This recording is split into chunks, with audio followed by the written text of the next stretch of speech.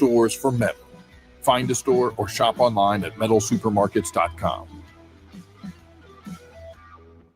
When I wake up, The best mornings in the morning light, start with Wrangler. I pull on my jeans and I feel alright. Jeans, jackets, and shirts that get your day started. Good mornings make for better days. Wrangler, for the ride of life. When I wake up, The best mornings in the morning light, start with Wrangler. I pull on my jeans and I feel alright. Jeans, jackets, and shirts that get your day started. Good mornings make for better days. Wrangler, for the ride of life. The KFH Studios, powered by Devon James Injury Lawyers. Call 888-8888. That's 888-8888. From the Accident Recovery Team Traffic Center, don't worry about me, I called ART. Traffic. We have a stalled out vehicle westbound on K96. It's between Hillside and I-135. Right there in the road construction. Expect a slowdown. Traffic update from 98.7 and 1330 KNSS. I'm Jad Chambers. Weather. Sunny skies, hot and humid today, a high of 93, but when you factor in the humidity, it'll feel like the upper 90s, southeast winds 5 to 15. Clear and 72 tonight, more sun and heat on Thursday, high 96 will feel like 100 to 105. Small chance of storms on Thursday night, better chance of storms on Friday evening, and those could be severe. That's your forecast from Storm Team 12. I'm meteorologist Jake Dunn. Kansas Fan Headquarters, 97.5 and 1240 KFH Wichita, KNSS HD2 Clearwater, and Odyssey Sports Station. Hey Wichita, it's Jacob Albrock. Stay right there for the latest breaking in sports talk. It's Sports Daily coming up next, exclusively on 97.5 and 1240 KFH. I'm Patrick Playbaum with NFL Network Now on the Westwood One Radio Network. The Dallas Cowboys and the city of Oxnard have agreed to a new 5-year extension that will keep Cowboys training camp in California through 2030. Dak Prescott spoke to the media Tuesday saying that he's healthy and anticipates being a full go for training camp as he recovers from 2024's season-ending hamstring injury. Kirk Cousins revealed he felt misled after the organization decided to draft Michael Penix Jr. with the 8th overall pick in 2024, saying that if he had known, it would have impacted his decision to join the Falcons. New Orleans Saints owner Gail Benson and All-Pro linebacker Demario Davis are traveling to Paris this week to promote the club's visibility in France and help grow the game internationally. And the Cardinals have announced the launch of Cardinals Premier Travel, offering fans luxury away game experiences that include round-trip private air transportation, hotel accommodations, and more. This has been NFL Network Now on the Westwood One Radio Network. Wesley Financial Group is not a law firm, and Chuck McDowell, definitely not an attorney. This is Chuck. If someone talked you into buying something really silly and you want to get out of that silly little thing, my advice, get the facts. Call me and I'll send you our timeshare exit kit absolutely free. Inside, you'll learn how timeshare works and all your options for cancellation. Call Wesley now for your free timeshare exit information kit. 800-761-0000. That's 800-761-0000. Paid for by Wesley Financial Group. While retinitis pigmentosa takes Mark's vision, his family gives him hope, whether at the family business or at home with his wife and sons. He knows he's not fighting alone. For 50 years, the Foundation Fighting Blindness has funded research into treatments and cures for blinding retinal diseases, providing hope to people with vision loss. And for Mark, winning the fight means being there for his family. The Foundation Fighting Blindness. Together, we're winning. Help us end blinding diseases at fightingblindness.org.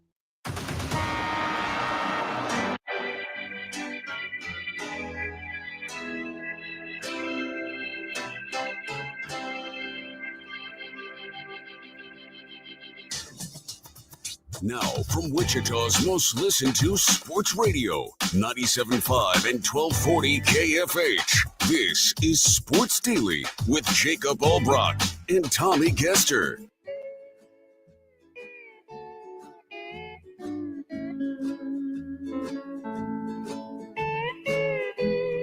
Welcome in, everybody, to the Island Sounds of Sports Daily on a Wednesday as we welcome you in here. Jacob Albrock, Tommy Castor. It is a Hawaiian Shirt Wednesday. Happy Hawaiian Shirt Wednesday to all those who celebrate. Everybody but Mr. Scrooge Castor in there. But that's okay. That's all right. We all make our choices in this life. Some of us choose happiness and joy and fun, and some don't. Some choose to be the company man and, refuse. Some of us actually have to look a little professional and actually get a little bit of work done today. You can't get work done in Hawaiian? It's not look, every time I don't wear a Hawaiian shirt is not some kind of statement against, the day itself. I mean, against fun.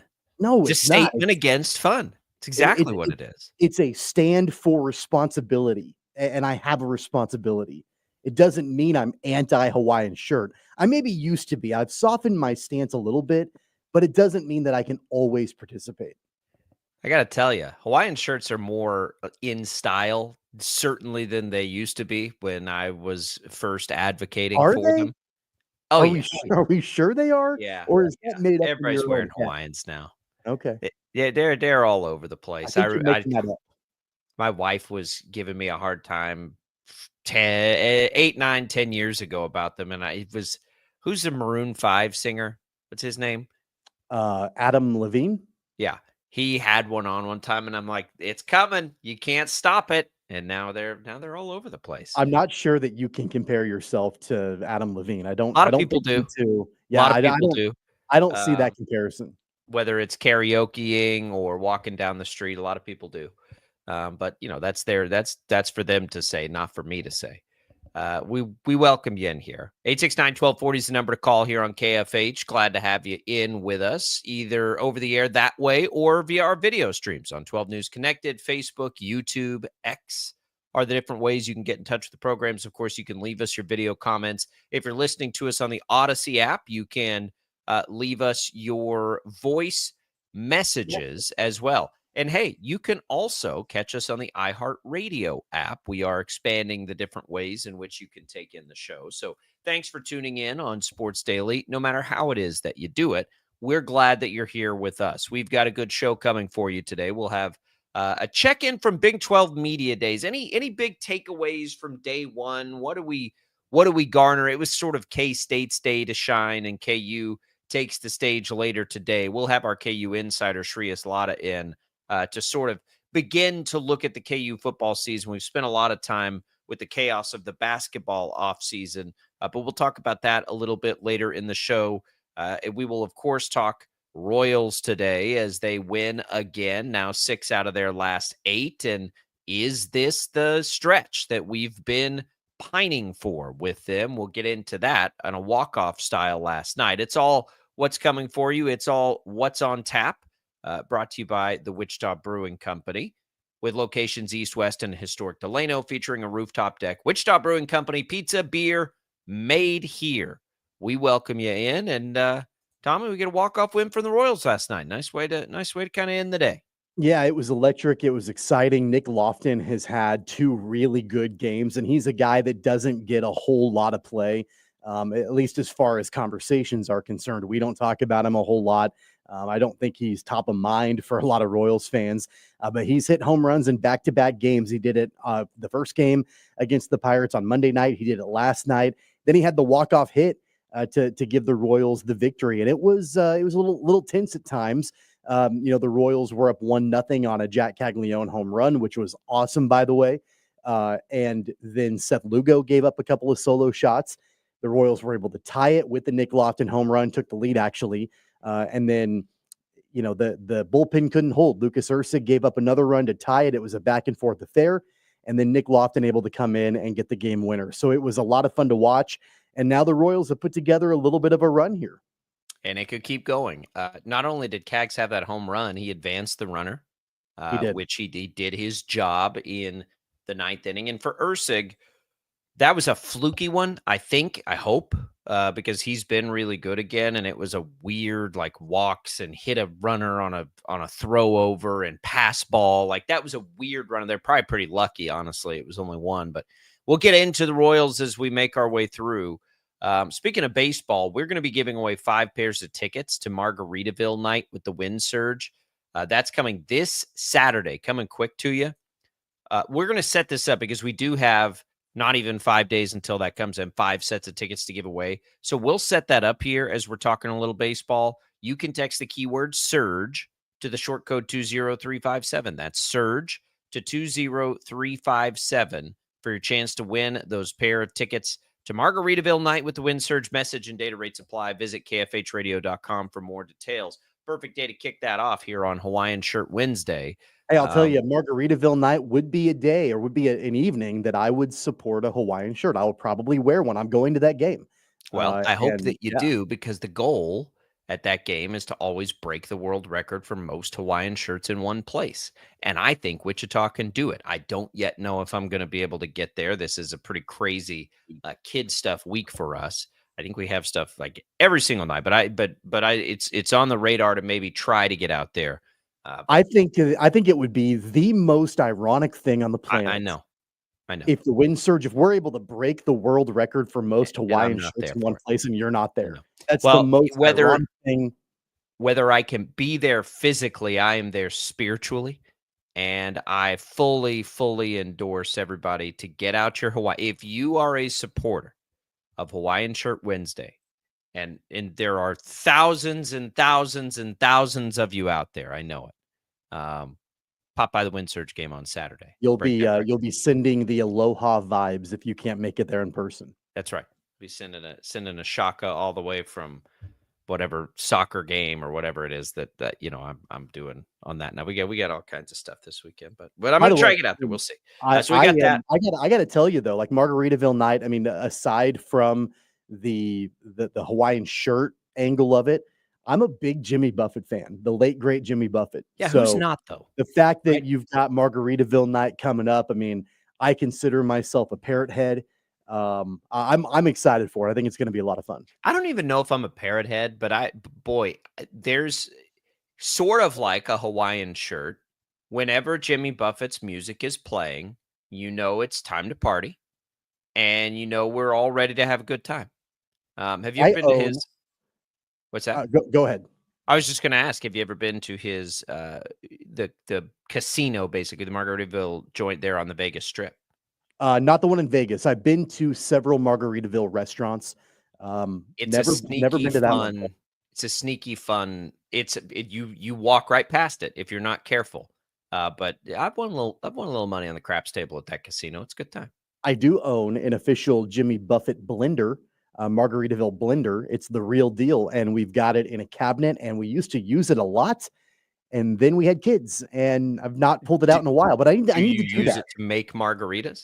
Absolutely, I do. Margaritas, pina coladas, strawberry daiquiris, you name it, we've done it. I like Jimmy Buffett a lot more than I like margaritas. I'll say that. But I love, nothing wrong with some. Max even loves Jimmy Buffett. I think Max is a closet Jimmy Buffett fan. Yes. He's probably too cool for Jimmy Buffett. I love Jimmy Buffett. In fact, Jimmy Buffett played a helicopter pilot in the new Hawaii 5-0, and in his helicopter, he had an 8-track player. I love it. Hell yeah.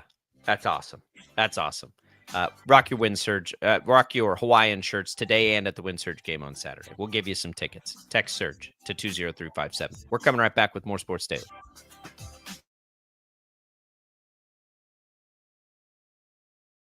Lightning, hail, tornadoes, flooding. It's the worst of severe weather, and it's coming. Spring brings warmer temperatures, but also dangerous weather conditions. Stay up to date day or night with the Storm Team 12 weather app.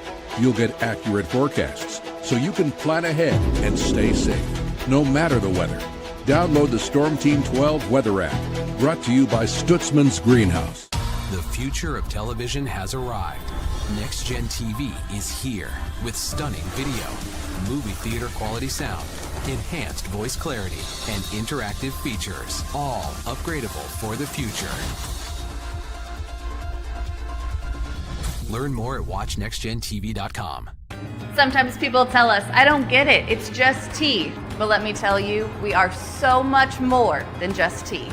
With 20 plus flavors of sweet and unsweet iced tea, the possibilities are endless. Come on in and try them all for free to find your favorite, or get us on the go for your busy lifestyle. And don't miss happy hour every day.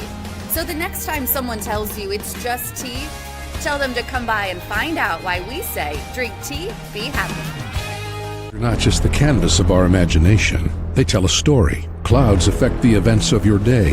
Sometimes they growl, sometimes they inspire, but they're always the messengers of nature's mood written in the sky. Storm Team 12 understands the language of clouds. We're dedicated to decoding their message so you know what to expect. Behind every cloud, there is a story waiting to be told. Trust Ross Jansen and Storm Team 12, alerting you first to the impact on your life. Jim Rome here, lighting up your afternoons on The Jim Rome Show. Catch me starting at 2 on Wichita's #1 sports radio, Kansas Fan Headquarters, 97.5 and 1240 KFH.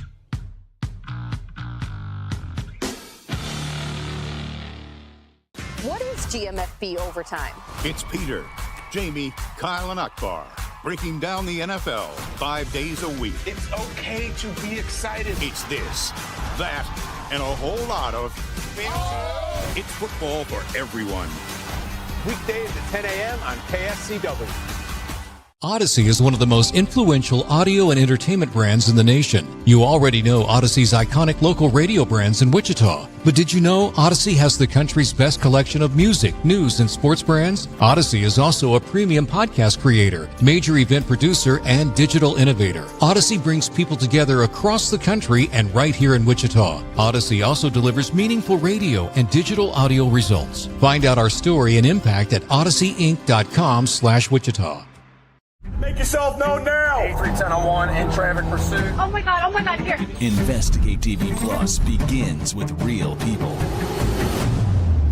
We investigate stories that impact you And inspire change every day. Something is broken. Real problems. Why are they hiding it? And real solutions. My daughter was dying in front of me. What was your reaction when he said that? Investigate TV Plus, weekdays at 3:30 p.m. on KWCH. Sometimes people tell us, I don't get it, it's just tea. But let me tell you, we are so much more than just tea.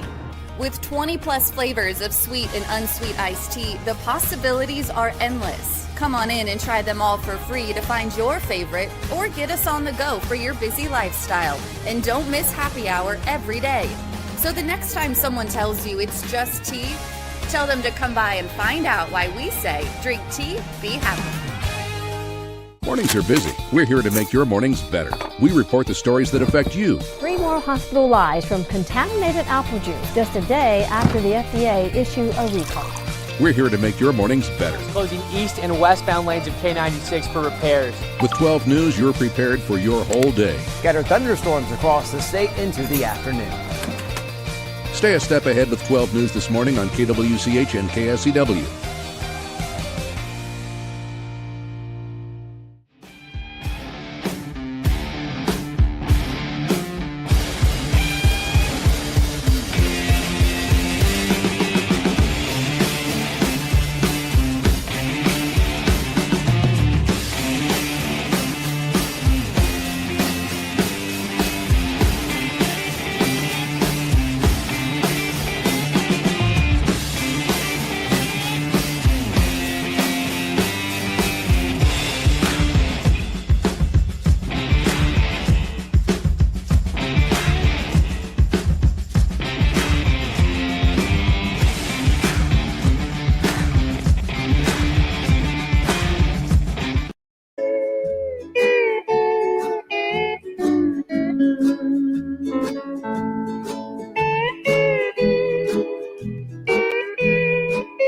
Back in, everybody, to Sports Daily here. Jacob Albrock, Tommy Castor alongside you on this Wednesday. Getting you ready for, well, a great day. It's Hawaiian Shirt Wednesday. It's always a great day. Again, you've got a chance to win Margaritaville tickets. That's the keyword surge to 20357.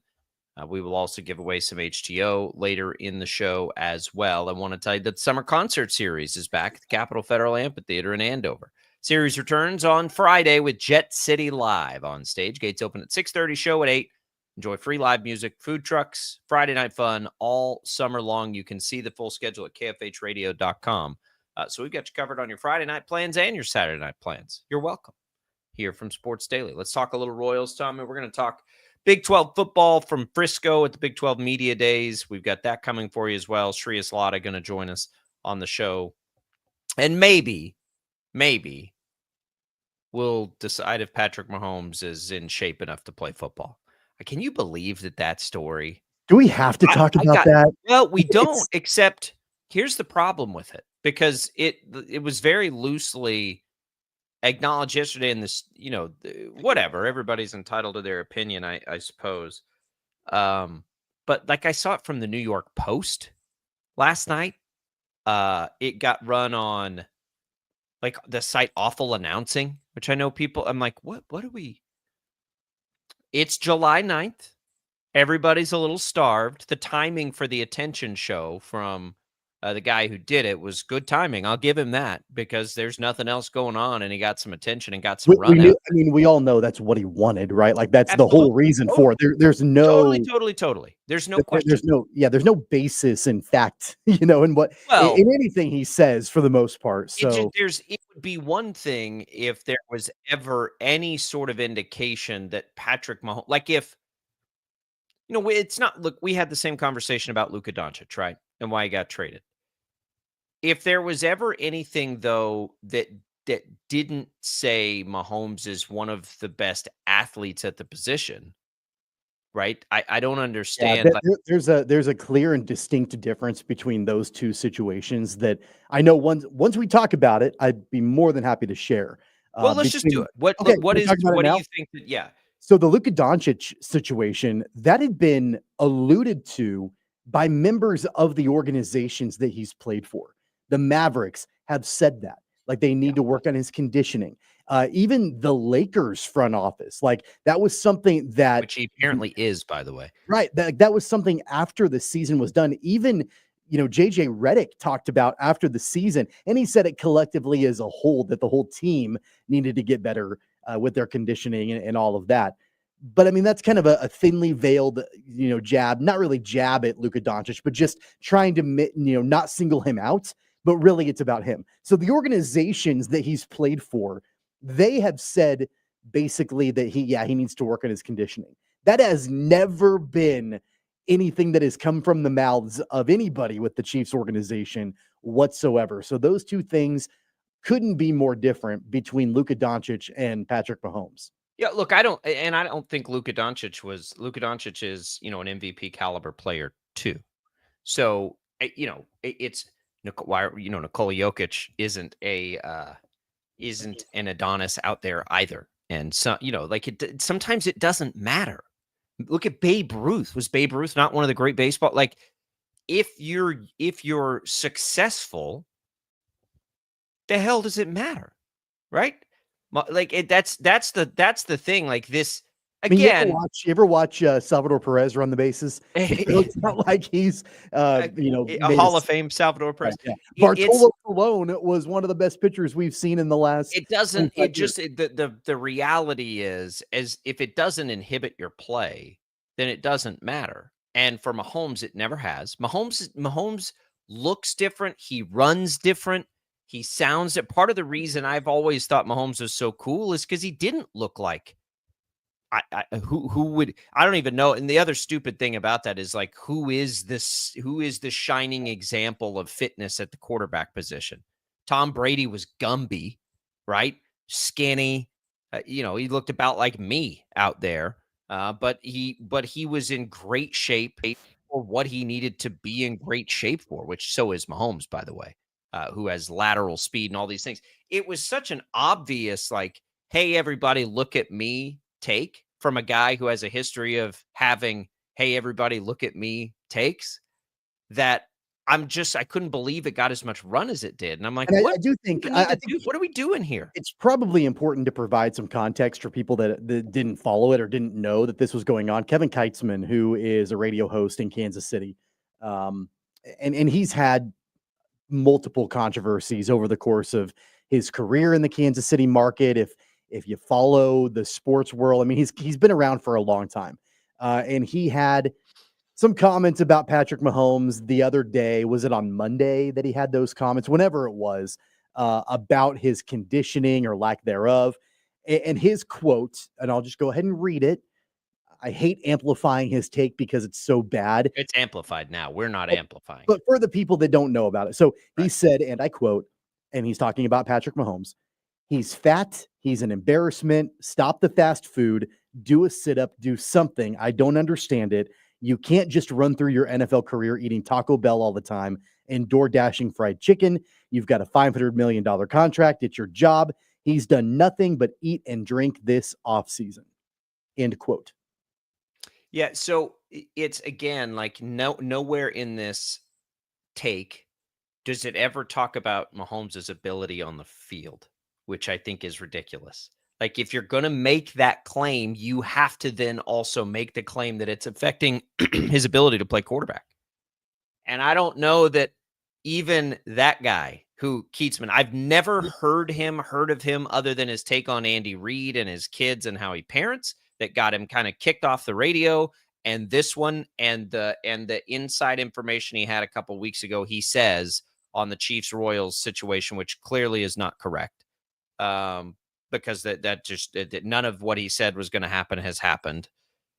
I just like, you can't be that bold and not follow it up and say, and it's going to make you a bad football player. Right? Otherwise, who cares? That's my thing about it. Like, so what? Like Mahomes himself has had fun at the dad bod thing. Brady had fun at his dad bod expense in an offseason when he was standing on a beach and his combine picture. Like, remember Brady's combine picture? Like, what are we even talking about? So if you're not willing to just like have fun with it, a la Jim Rome, which is fine with me, I don't care.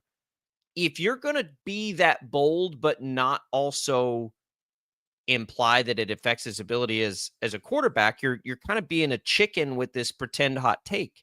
Like, if you think that's the case and that's a problem, say it then that you think he's not going to play quarterback well. Say that part. Yeah. Well, and he's always been a clown. I mean, you go back years, decades. I mean, I don't know. I've listened, to different hot takes of his over the years. There's a reason why, in today's hot take world, the ones who actually like do good hot takes are the people that are national, like the people who have gone to major markets, the ones who are nationally hosting shows. Like the hot take genre, you can either be really good at the hot takes or you can be really bad at the hot takes.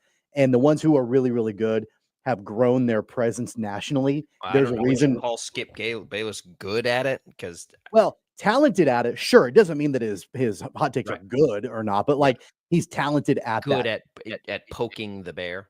Stephen A. Smith is good at hot takes.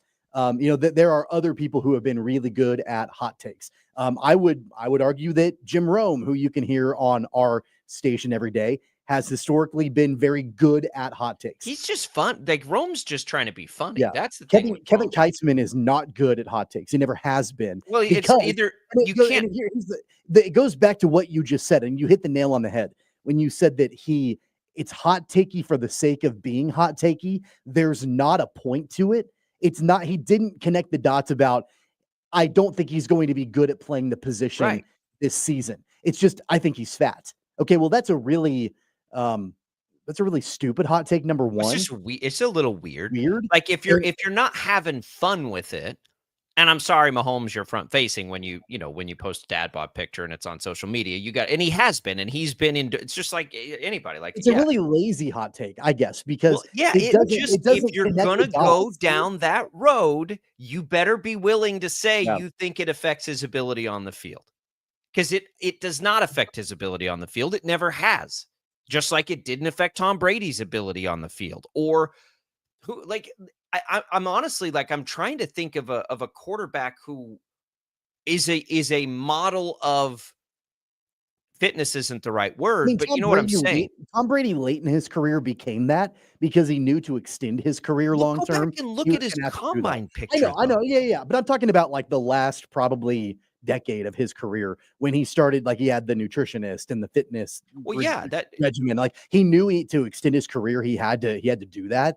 And he did. So the back half of his career, he did become that model of fitness and all of that. But I think it's a lazy take to not connect those dots. And if there had been examples of Patrick Mahomes looking fatigued on the sideline or on the field late in games, or him not being able to get the job done late in games because of his physique, then you can connect those dots and you can actually have a conversation about it, and it becomes a legitimate hot take. I thought it was, number one, weird, and I thought it was lazy. I didn't think it was a well thought out take at all. I just thought he was throwing out jabs at the guy for no reason whatsoever. It's being chicken. It's being chicken. Yeah. Like you're trying to go to a place you're not even bold enough to go, which is the only place anybody cares about, which is, does it make or not, does it hurt his ability to play quarterback? Clearly it doesn't. In fact, if you were trying to really have fun with the take, you'd say he needs the extra cushion for as bad as the offensive line was last year. Exactly. Right? He's trying to take sacks better. You need some absorption power there, some whatever biology involved, and how do I take more hits because I'm on my back after every throw last season. Yeah, that I couldn't believe that was catching as much national run as it was, but that's what he wanted. So mission accomplished. But if you think you're going to be cute with a take like that, you better take it all the way. And of course you won't, because Mahomes will crush you in that way, because he's about to have a really, really good season. He is about to pile up the numbers this season. There's your take. He will. Maybe there's a little bit of reverse psychology going on there a little bit, where it's, maybe I don't ever listen to him. I don't know if I want Patrick Mahomes to hear this, and I want it to be sent to him, and I want him to use it as maybe he's a huge Mahomes fan. That's the other. I should be fair. I don't have any context on his history. I don't know what he thinks about Mahomes in general. I have no idea. I've honestly not ever heard a second of anything he's done, so that's probably not fair for me either. But whatever. It was just, I kept seeing it yesterday, and it was like, Bart Winkler last night on here on the Infinity Sports Network, he made up a segment called "Do I Need to Have a Take on This?" And that, I thought that was funny. Like, he was like, "Do I need to have a take?" That's kind of what we're like. Well, you can't ignore it, because it's literally it's now become this story. So it's like, well, I can't just pretend it doesn't exist. But how do you even, like, what are we doing here? Like, what is this that we're doing? To your point, and I think, again, you hit the nail on the head. I think you're right on when you say that if you're gonna make a take like that, then you have to go all the way. You gotta take it all the way for it to actually resonate and for it to actually hit.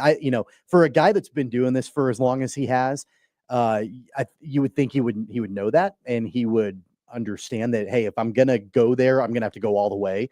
But it was lazy and it was weak, and not a good take at all. And really, just, I think you said it before, it's July 9th. Just something for him to fill time with, but it was not the right thing to fill time with. Rick chimes in on our video stream and says, just get Keitzman to do the workouts Mahomes did in Quarterback, the Netflix series. I remember those, Rick. I mean, those were high intensity workouts, and I can't imagine that Kevin Keitzman could last 30 seconds doing those same kind of workouts. Well, I don't know if he can or he can. I don't even know what he looks like. So I don't have good context on that either. Is he in good shape? I have no idea. I doubt it. But that was out there. Anywho, let's talk a little Royals here. Tommy, they get the win last night. No, let's not do that. Let's table that. I gotta talk Chiefs on this, because the Mahomes thing. Mahomes is about you. Let's have a hot take. I'll have a hot take for you. Mahomes leads the league in passing this year. There's your hot take based on what we've seen the last year, but what we saw last year. Like, that's, and I go back to that. Like, it is all there for them. It is all there for them to pile up the passing yards this year. I don't know what that translates to on yet, and I will before the season starts. I don't know what that translates to as far as their Super Bowl, chances, but I think it's what the offense is going to look like. I don't know how it can look any different. You've asked a million times, like, what is the design of the offense? When we just think about the personnel, what else could it look like? They're not going to give Isaiah Pacheco the ball 25 times a game. That's not going to happen. Kareem Hunt, while he was really handy for them last year, became really ineffective as the season wore on. They've got a rookie and Elijah Mitchell. They're not going to run the ball. They're not. They also, the other part of that is they shouldn't need to run the ball as much, because Mahomes will get a little better protection. But their pass catching options are endless. For a team with as much formational creativity as they have, they can put out 5 legit pass catchers on every down, and more than that on others. They're going to throw the ball a ton this year, and Mahomes is going to pile up the offensive numbers. Yeah, I read an article yesterday from Sam McDowell from the Kansas City Star that touched on something that I had not thought about before in regards to the pass catchers. And I think the phrase that he used was Patrick Mahomes doesn't have to teach new dogs old tricks, which he's had to do the last 2 seasons. If you'll recall, Rashee Rice was a rookie 2 years ago. Xavier Worthy was a rookie a year ago. Now they do have Jalen Royals, but he's not slotted to be Marquise Brown is new to the offense. Right. So he doesn't have to teach these new guys outside of Jalen Royals all of the old tricks and all the ways that he likes to do things. You now have some continuity in your pass catchers, which you haven't had in the last few years. And even going into the season last year, they lose Marquise Brown. They lose Rashee Rice. Xavier Worthy barely has any reps and has to step up into a new role. It's going to look a little bit different because these guys now have played together and they have experience by and large with Patrick Mahomes now. And Hollywood Brown is probably the least outside of Jalen Royals, outside of the rookie. But I mean, like they've got an opportunity now to not have to basically teach the offense to new personnel in the pass catching role. How dare you not mention Sky Moore? But that was deliberate. I did that on purpose. No, I know but the reason for that joke for me is it was last year going into the opener. We were wondering, like, is Nico Remigio or Justin Ross or Sky Moore going to take that step? I mean, that's been the conversation for 2 years. Those guys are so buried now. We haven't even thought about them. They're still on the roster. Rice, Worthy, Brown, Kelsey, okay, Noah Gray, Juju Smith-Schuster, Jalen and Royals, they get the rookie Jalen Royals. Yeah. With a better offensive line and a not better run game, they're going to throw it a ton. And you're about to see Patrick Mahomes' dad bod lead the league in passing next year. There's your hot take. We'll come back. We'll talk Royals. Don't go away. It's Sports Daily on a Wednesday.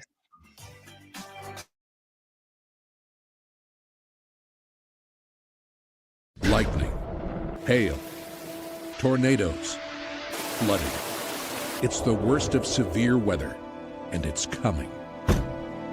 Spring brings warmer temperatures, but also dangerous weather conditions. Stay up to date day or night with the Storm Team 12 weather app. You'll get accurate forecasts so you can plan ahead and stay safe, no matter the weather. Download the Storm Team 12 weather app, brought to you by Stutzman's Greenhouse. The future of television has arrived.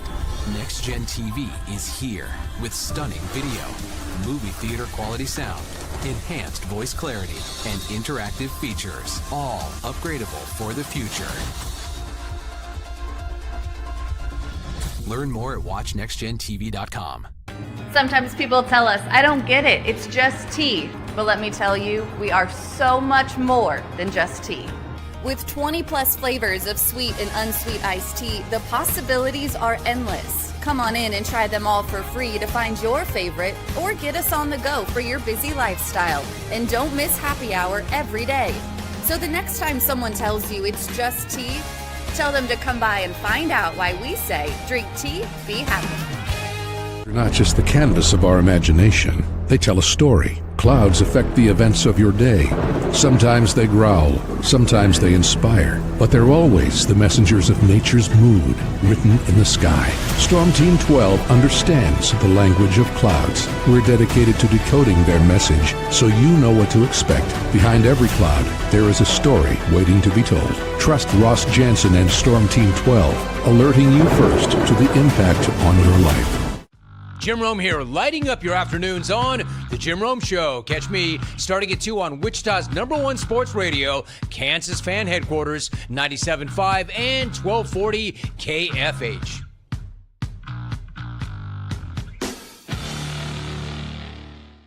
What is GMFB Overtime? It's Peter, Jamie, Kyle, and Akbar breaking down the NFL 5 days a week. It's okay to be excited. It's this, that, and a whole lot of fantasy. It's football for everyone.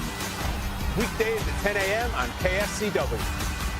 Odyssey is one of the most influential audio and entertainment brands in the nation. You already know Odyssey's iconic local radio brands in Wichita. But did you know Odyssey has the country's best collection of music, news, and sports brands? Odyssey is also a premium podcast creator, major event producer, and digital innovator. Odyssey brings people together across the country and right here in Wichita. Odyssey also delivers meaningful radio and digital audio results. Find out our story and impact at odysseyinc.com/Wichita. Make yourself known now. 831001 in traffic pursuit. Oh my God, here. Investigate TV Plus begins with real people. We investigate stories that impact you. And inspire change every day. Something is broken. Real problems. Why are they hiding it? And real solutions. My daughter was dying in front of me. What was your reaction when he said that? Investigate TV Plus, weekdays at 3:30 p.m. on KWCH. Sometimes people tell us, I don't get it, it's just tea. But let me tell you, we are so much more than just tea. With 20 plus flavors of sweet and unsweet iced tea, the possibilities are endless. Come on in and try them all for free to find your favorite or get us on the go for your busy lifestyle. And don't miss happy hour every day. So the next time someone tells you it's just tea, tell them to come by and find out why we say drink tea, be happy. Mornings are busy. We're here to make your mornings better. We report the stories that affect you. 3 more hospital lies from contaminated apple juice just a day after the FDA issued a recall. We're here to make your mornings better. Closing east and westbound lanes of K96 for repairs. With 12 News, you're prepared for your whole day. Scattered thunderstorms across the state into the afternoon. Stay a step ahead with 12 News this morning on KWCH and KSCW.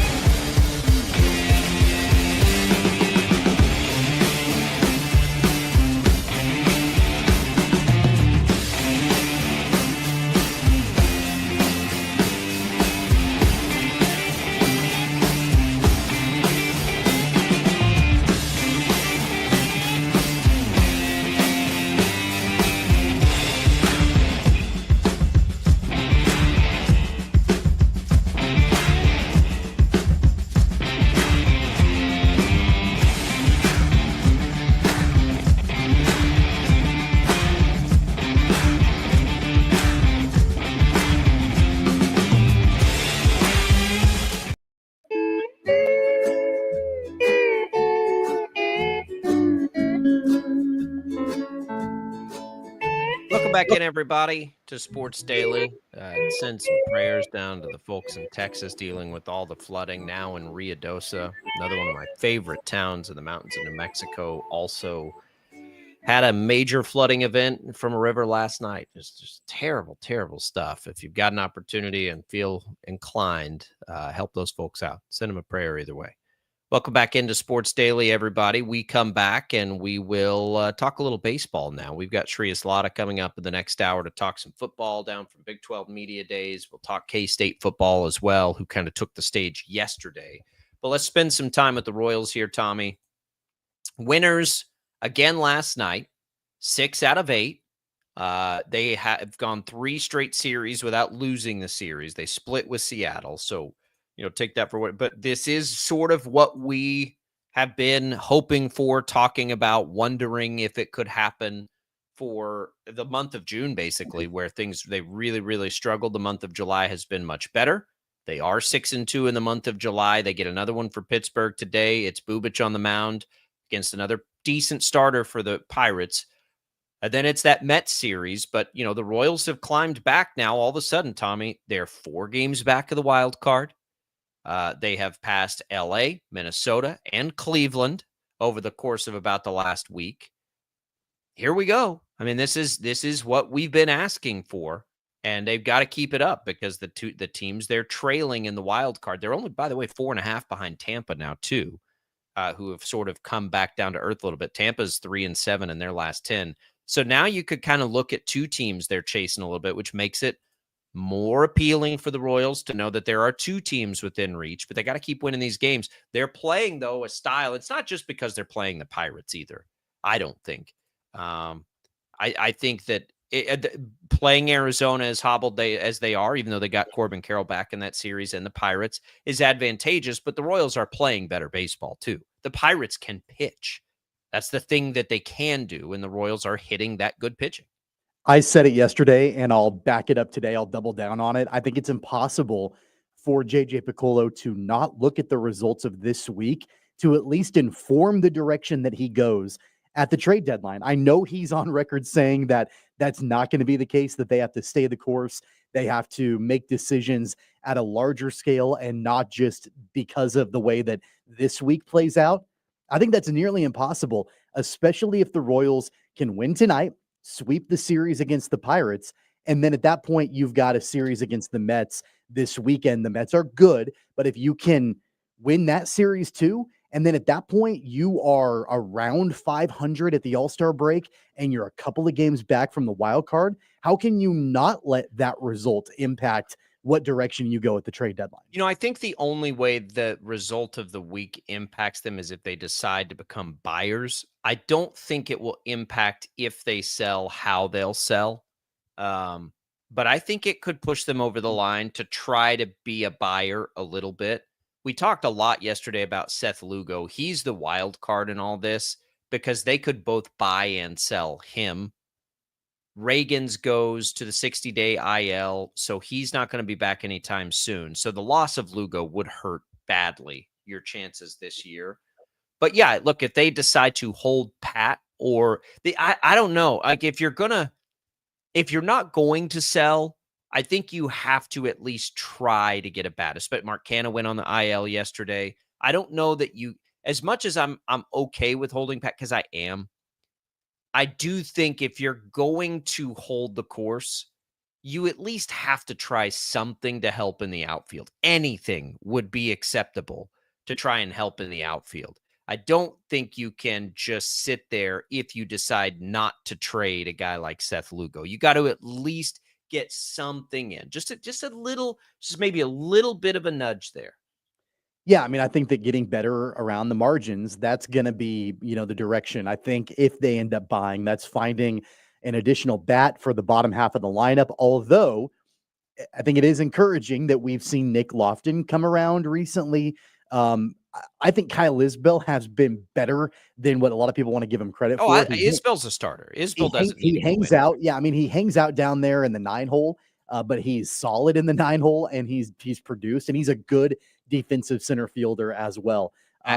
Stadium, which matters. Absolutely. So I think that, getting an additional offensive piece to play the outfield, to be able to provide at-bats, I think is going to be, again, the area where if the Royals do need to add at the trade deadline, where they will look at doing that. And I do think that decision should be at least partially informed by what happens this week. If they can get another win tonight and sweep the Pirates and then have a good series against the Mets, then at that point, yeah, I do think that they become at least marginal buyers at the trade deadline. So in the games that he's played in the month of July, which are 6, Loftin has 6 hits. So I'm encouraged by that as well. I don't want to overthink it. There's not a long track record, but lightning in a bottle effect, absolutely. The thing about Nick Loftin is he can also play the infield, and they do have somewhat of a need, right, for that type of player. I think he can still be that type of player. But I think if you're the Royals and you are going to try this year, which, look, they're 3.5 games out. They're going to play a series after the break against Miami and Cleveland before that trade deadline. It will be a catastrophe if they fall so far out of it. As long as they don't fall flat on their face this week, to not at least try. You have to go find some left fielder. Now, I think when you go look for a left fielder, you look for somebody, one of two ways, because if it's a rental and it doesn't cost you anything, I am totally fine with that. Like if there's a rental cash dump, we give you a mid-level prospect to bring it. Like I'm great with that, quite honestly. But you can also go try to make a move now that helps you for more than this year in going to find a left fielder. I think that's very much on the table too. I don't think they have to overpay at all unless it's for a player that helps them for more than this year. So that will be okay. But the Lugo part of this to me is still the most fascinating because he will be the most valuable asset perhaps on the market, period.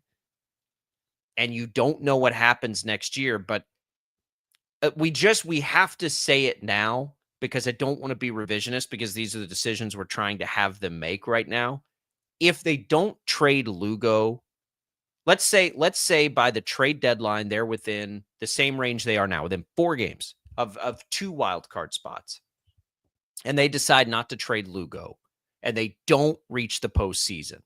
I don't want to sit here and be okay with that when they make that decision, but then at the end be like, oh, they're so dumb for not trading Lugo if they just lose him for nothing.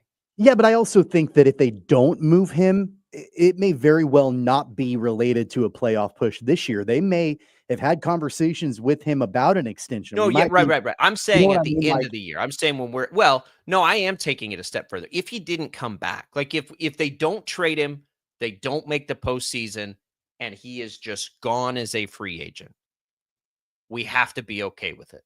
If we advocate, and I am okay with it in advocating for attempting to make the playoffs. I'm absolutely okay with it. As of right now, with where they stand in the standings, I'm okay with it too. Things can change. And I think obviously they could fall flat. What makes this season so crazy for the Royals, I don't know if there's another team in Major League Baseball where the pendulum swings as far from one direction to the other within the matter of a couple of games. And I think it's partially due to the way that the American League is playing out and the wild card race is playing out. It's partially due to the way that this Royals team performs, where there are clear needs and you can see them and they're obvious. And then in one series, you're like, man, they just like sell the farm. Like, everybody that's not named Bobby Witt Jr. and Jack Caglione and Salvador Perez, like, let's like make changes and move forward. And then they have a good series and you're like, actually, they're right back in the mix again. So maybe they shouldn't do what I thought they like. It's just like wild swings back and forth. And one thing about the game last night, when you're looking at it at the micro level, that I think is incredibly important that we shouldn't just gloss over and should absolutely mention is the fact that we have given the Royals so much grief throughout the entire season about their inability to play clutch baseball. They've been one of the most unclutch teams in Major League Baseball all season long. That was a clutch win last night. It was a walk-off. I don't think they've had a walk-off win in over 2 months. It's been a long time. And the fact that they found themselves down midway through the game, they get a lead on a go-ahead home run from Nick Loftin. They give up that lead, Lucas Erceg does, and then they're able to have a clutch bottom of the 9th with a walk-off win. That's not something that we've seen from the Royals much at all this season. If they can continue to carry that on and move that forward, that's a little bit different than what we've come to expect from this team. If Cags, who had a really nice game yesterday, his best in a while, it rounds into any sort of form, which he will, before the end of the season, and they add a bat, it is a roster that will stack up against anybody's roster because of the pitching the Royals have. I really, really hope that they do what they're capable of doing over the next couple of weeks so we can see this team lightly push its chips in. Go get a bat. You're always in the market for a bullpen arm, and let's make a run at this thing. This was the team that I thought was going to the World Series out of the American League before the season. I think on paper, they're right there with everybody because their starting pitching is so good. I thought that before we saw Chris Bubich do what he's doing and before we even knew who Noah Cameron was. So that's like, for me, it's just like, please win these games so that you can be as aggressive as you should be and make a run at this thing, because this is a really good roster. It is. They just have not played well really at any sustained point other than one through the first 3 months of the season. They're playing well right now. They'll continue the series. They get the Pirates tonight. If you're looking at the teams around them, you're not going to have really a loser in the Rangers-A's series. Somebody will lose ground. That's always a good thing. Seattle is in a series with New York. They're playing each other. That affects you positively one way or the other in the wild card. And Tampa's playing at Detroit, who's really good. This is a great opportunity to try to pick up another game. This, things are for as unlucky, unclutch, whatever you want to call it, as they've been all year long, basically, except for 2.5 week stretch. It's time for some good fortune for a talented roster to see where this shakes out. Man, I hope that they get into a position where they can be aggressive. I hope that they can dually be aggressive, and I kind of get the indication this is where Piccolo is. Like, make moves one way or the other that impact you this year and beyond, right? If you're going to decide to be a buyer, can you get a piece that helps you multiple years? Maybe. You've got some trade assets down on the farm that you could do that with. Or if it's strictly a money play, get the checkbook out, John Sherman. Like, go take somebody's salary dump. He's done it. He's done it for 2 straight seasons and off seasons. Go do it one more time. Go get him that bat that somebody else is willing to dump on a salary dump. They've shown that they'll be aggressive at the trade deadline. They've done it the last 2 years, like not only in the offseason and they've been active, but they've been active at the trade deadline the last 2 seasons as well. So with the Royals where they are right now, barring an epic collapse, I think that they'll be active again. Yeah, I do too. What about your Braves? They got any expiring salaries that they could dump? They need to move some players. I was really excited, by the way, to stay up late and watch them on the West Coast. They were down 10-0 in the second inning against the Athletics. They got you to bed early. Oh, my God. Got you to bed early. All right, we're coming back. We'll have a lot of football talk, college football talk in the next hour. Don't go away.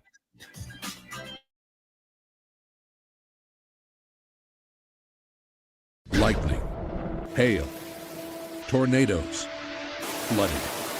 It's the worst of severe weather, and it's coming. Spring brings warmer temperatures, but also dangerous weather conditions. Stay up to date day or night with the Storm Team 12 weather app. You'll get accurate forecasts, so you can plan ahead and stay safe, no matter the weather. Download the Storm Team 12 weather app, brought to you by Stutzman's Greenhouse. The future of television has arrived. Next Gen TV is here with stunning video, movie theater quality sound, enhanced voice clarity, and interactive features, all upgradable for the future. Learn more at watchnextgentv.com. Sometimes people tell us, I don't get it, it's just tea. But let me tell you, we are so much more than just tea. With 20 plus flavors of sweet and unsweet iced tea, the possibilities are endless. Come on in and try them all for free to find your favorite, or get us on the go for your busy lifestyle. And don't miss happy hour every day. So the next time someone tells you it's just tea, tell them to come by and find out why we say, drink tea, be happy. They're not just the canvas of our imagination. They tell a story. Clouds affect the events of your day. Sometimes they growl, sometimes they inspire, but they're always the messengers of nature's mood, written in the sky. Storm Team 12 understands the language of clouds. We're dedicated to decoding their message, so you know what to expect. Behind every cloud, there is a story waiting to be told. Trust Ross Jansen and Storm Team 12, alerting you first to the impact on your life. Jim Rome here, lighting up your afternoons on The Jim Rome Show. Catch me starting at 2 on Wichita's #1 sports radio, Kansas Fan Headquarters, 97.5 and 1240 KFH.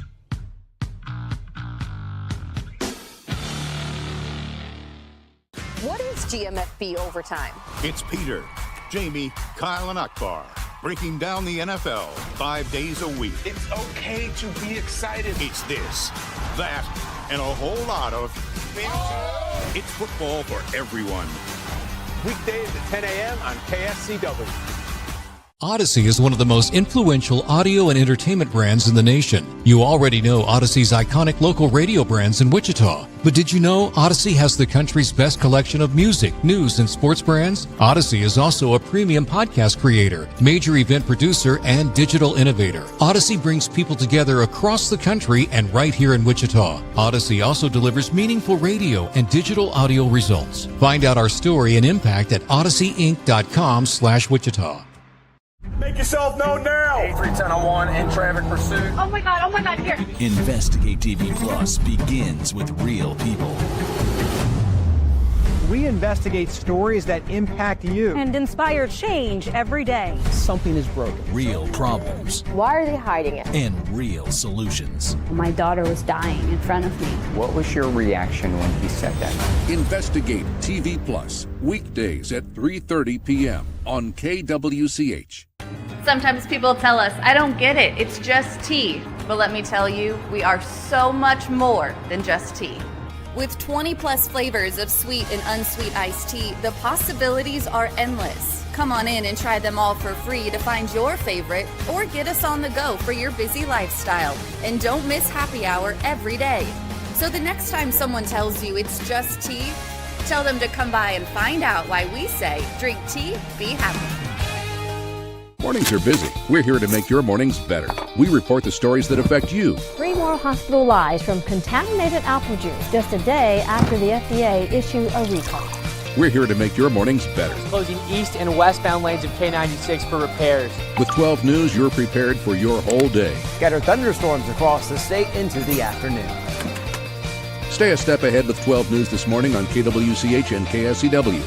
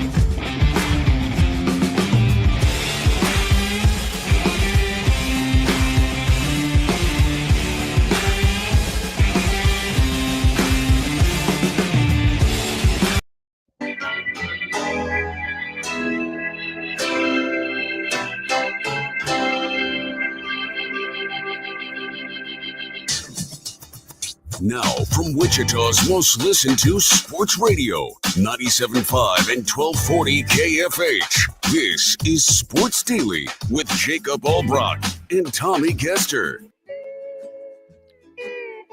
And welcome back in for another hour here on a Hawaiian Shirt Wednesday. Glad to be here with you. We're going to talk a lot of football in this hour, a lot of college football as we get you ready for Shreyas Laddha later in the program. To talk a little KU. K-State took the stage yesterday. Want to recap sort of the early thoughts on them, on the Big 12, and then we'll get to KU. It's all coming up in this hour, plus probably a little bit more Royals talk. We'll put the button on that, look ahead to tonight's game here to open the hour before we make the full switch to football. It's all What's on Tap, brought to you by the Wichita Brewing Company. Locations east-west, historic Delano, featuring a rooftop deck. Wichita Brewing Company, it's pizza and beer made here. We've got the Hawaiian shirt on, which is good timing for a Margaritaville night at the Wind Surge giveaway, trying to break records, I hear, at Equity Bank Park for the number of Hawaiian shirts in one location. You can get there on us right now. All you got to do is text the keyword SURGE to the short code 20357 for your chance to win a pair of tickets to Margaritaville night at Equity Bank Park. Message and data rates apply. Visit kfhradio.com for more details. We'll give away some HTO later in this hour as well. We appreciate Prairie Fire Coffee for keeping us fueled up here each and every morning at KFH. You need a little coffee when you get up as early as we do, and I'm glad to have it there every time I'm in studio and every time I'm really at any big event across town. You can always find your Prairie Fire Coffee. It's everywhere, and it's great. It's delicious. And then we need to say thanks to Crestview Country Club, Tommy, our great sponsor of the program. Get out there, play a little golf right now. You got 36 holes. I want to hear from, if you're a listener who won our Crestview giveaway, there are 3 more who still need to, I believe, get out there and play golf. We gave away a round of golf for 2 every week in the month of June. Let us know what you think. Not just about the golf. I want to know what you think about the golf Let us know what you think about the facilities, because we appreciate their support. We love being out there. And one of the great things about that giveaway for us is we want people to get out there and check it out, see all the stuff that we talk about. It's pool season out there. They've done a wonderful job with the pool. We'll be doing a lot of pool things as the kids are all on swim team, and they have a big championship meet this week, Tommy. Big stuff. Big Good stuff. luck. Good luck to your kids. I know that they're participating in that, so that'll be exciting if they can get the win. You'll be there before you know it. You'll be there before you know it. Swim We'll see. team in it. We'll see. You'll get peer pressured into it, just like everybody else does. It's like, well, yeah, I mean, I gotta do. You'll be there. Don't worry, it's coming for you. It's fun. It is fun at the meets. The meets haven't been as hot this year. It is not as hot this year. I know it's hot. It's plenty hot, but it's not as hot this year as it has been. We got like 2 cold fronts coming in this week. I don't know what I think about that. I mean, I like it, but I'm in the iced tea business. I don't know what I think about that. I kind of want everybody to sweat a little bit, be inspired, you know? But enjoy the weather while you're. It's great golfing weather. We'll be doing that later this week. That's for sure. All right, let's put a bow on the Royals. They play tonight. It'll be a good opportunity for them. Chris Bubich is on the mound. Bailey Falter's been good for the Pirates most of this year. He's been a little bit shakier lately. It's another 6:40 first pitch. I mean, the Royals are going to be favorites. By the way, speaking of favorites, and I'm going to look this up for you while I mentioned that the Rangers blew my 5-legger the other day. I hit a 3-legger, and they finished it off last night. So made up for it just a little bit, which was nice. I'm on like a little bit of a run. Do I need to start betting more baseball? Does that need to be a thing? I think you should. You probably should. I mean, if you're getting on to do it, if you're getting on a little bit of a heater there, and you've got a 3-legger that hit, I mean, why not? A 3-legger and a 5-legger that should have hit. And I have a bonus for another 5-legger today. We might need to get in on that. The Royals are heavier favorites today than they have been at any point in the series behind Chris Bubich. That's what I wanted to look up. So, take that for what it's worth. That is there for you. Get on the Royals. I have a friend who is trying to bet baseball, and he's like, "What do I do with Kansas City?" My only advice to him, and this was before that last hot streak started, because he was betting when they were, losing a bunch of games right before it, and he was getting frustrated. I said, "Look, I don't know what to tell you, except that when they get hot, you should bet them." And they did that stretch, and he didn't. And he was like, "Oh man, I should have listened." I'm like, we've been watching this group long enough. Like, when they get hot with the pitching that they have, you should be on them all the time.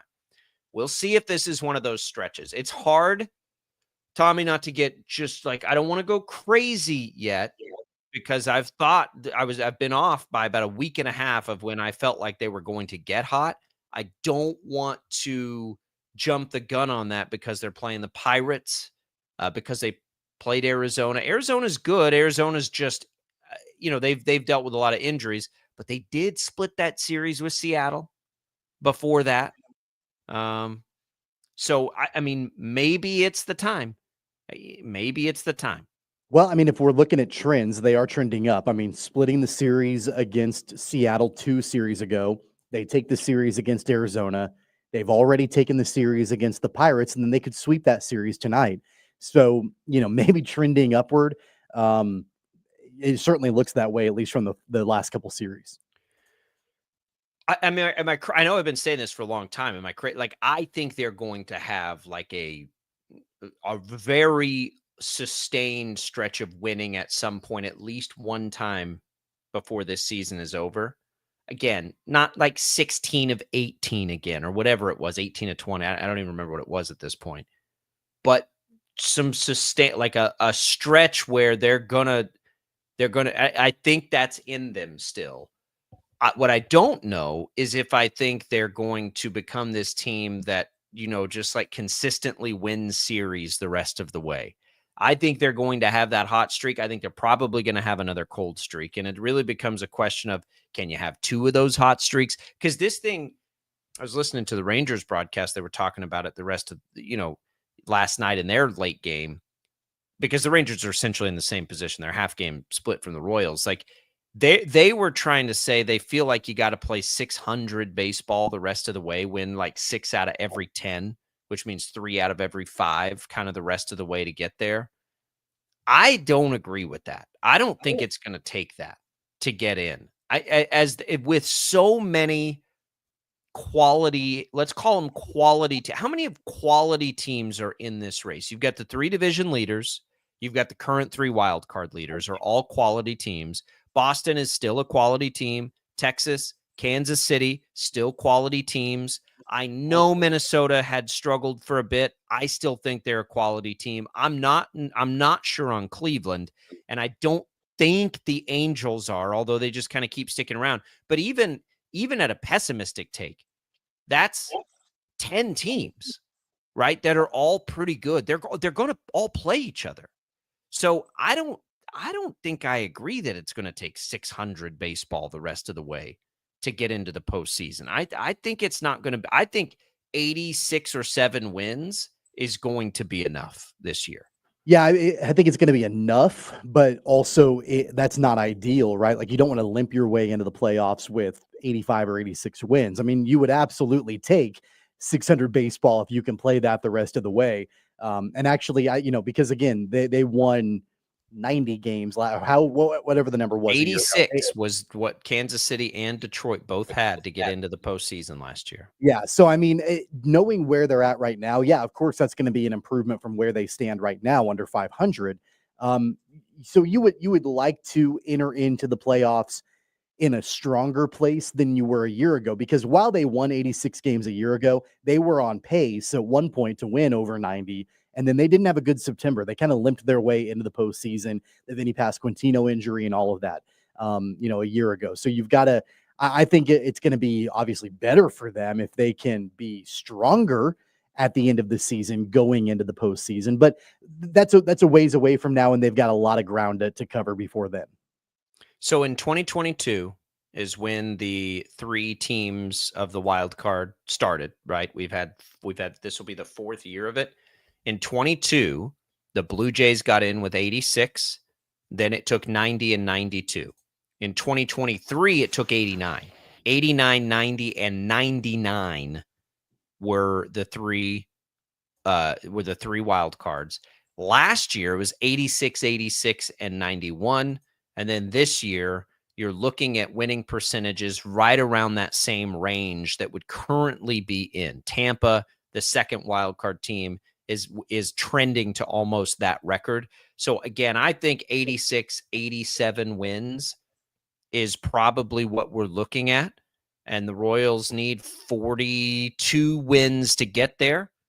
So they need 42 wins, and they have played 93 games. I think they can get there. 162 minus 93. So they got 69 games left. They would have to go 42 and 27. They'd have to go 15 games above 500. Maybe that is 600 baseball. I don't even know. But they'd have to go 15 games above 500 the rest of the way to reach 87 wins. I think they could do that over 92 games. I think they can do that. Yeah, well, I mean, we'll see. The way that they're trending right now, there's gonna have to be sustained baseball. They're gonna have to make up for what happened in June, and that's gonna take a big, long, sustained win streak. I think they're capable. We'll see. They got a chance to sweep the series tonight. We'll talk football when we return. Don't go away. It's Sports Daily.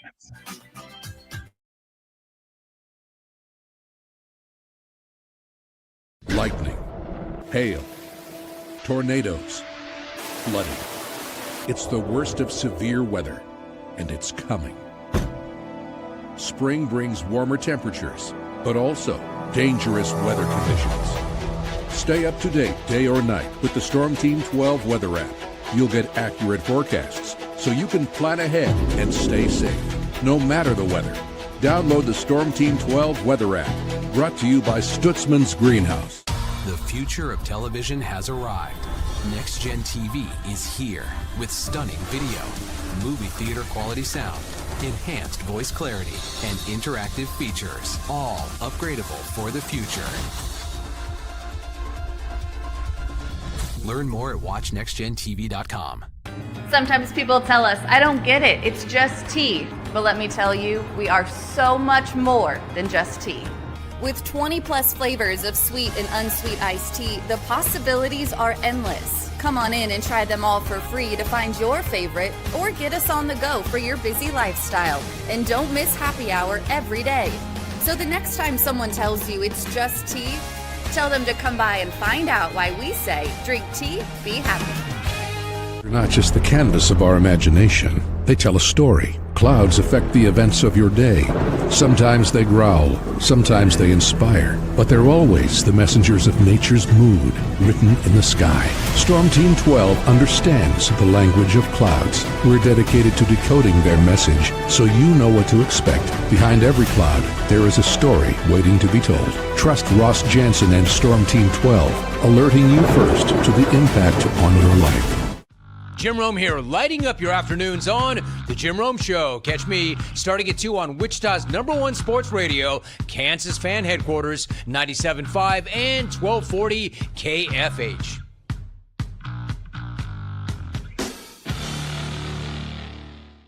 What is GMFB Overtime? It's Peter, Jamie, Kyle, and Akbar breaking down the NFL 5 days a week. It's okay to be excited. It's this, that, and a whole lot of It's football for everyone.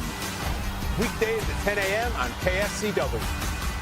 Odyssey is one of the most influential audio and entertainment brands in the nation. You already know Odyssey's iconic local radio brands in Wichita. But did you know Odyssey has the country's best collection of music, news, and sports brands? Odyssey is also a premium podcast creator, major event producer, and digital innovator. Odyssey brings people together across the country and right here in Wichita. Odyssey also delivers meaningful radio and digital audio results. Find out our story and impact at odysseyinc.com/Wichita.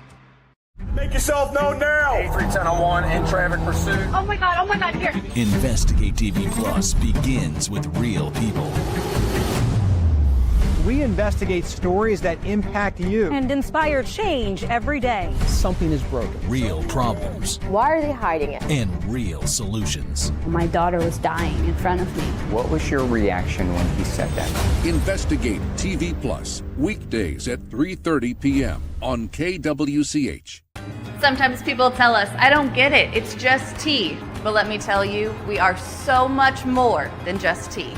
With 20 plus flavors of sweet and unsweet iced tea, the possibilities are endless. Come on in and try them all for free to find your favorite or get us on the go for your busy lifestyle. And don't miss happy hour every day. So the next time someone tells you it's just tea, tell them to come by and find out why we say, drink tea, be happy. Mornings are busy. We're here to make your mornings better. We report the stories that affect you. 3 more hospital lies from contaminated apple juice just a day after the FDA issued a recall.